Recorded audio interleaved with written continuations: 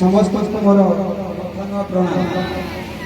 आज शुभ लग्न ये अंचल प्राणस्वरूप विद्या मंदिर और सारा भद्रक एक आदर्श विद्यालय मान्यता पाई विद्यालय को मोर प्रणाम। ये अनुष्ठान पालन करने को जाऊँगी यार वार्षिक उत्सव।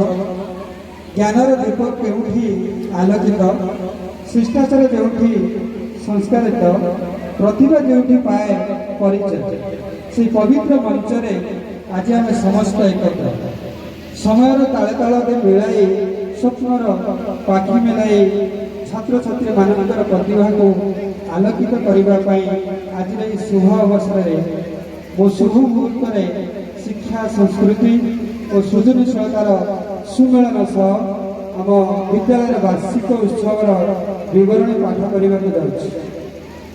निसर्ग सुषमार चारुचित्र धरित्रीर पुरपल्ली नदी वन गिरिकंदर सबु समय सौंदर्य प्रकाशर मुख्य आधार। ऋतुचक्र जादुकरी स्पर्श सबु समय सौंदर्य प्रकाश मुख्य आधार। ऋतुचक्र जादुकरी स्पर्श उत्कलर बलि प्रकृति अपूर्व बंद विभर विमंडित समय क्रम अवनी राणीर मंजुला मंचरे लास्यमयी माघ तृप्ति लाभ कर प्रिय पौष को विदाय दे शीतर कोमलता और सूर्यर सुनेली किरण पवनर शस्य लहरी दे नाचे सेपटे सप्तमी और मकर संक्रांति लोकों प्राण में भरी दिए आनंद उत्सवर रंग। तड़ाकर निर्मल जलराशि पलिभूमि को रूपवंत कर सबुज शस्य क्षेत्र में कुबेवा बहीगला पलिर कृषक प्राण में आनंदर हिरण सृष्टि।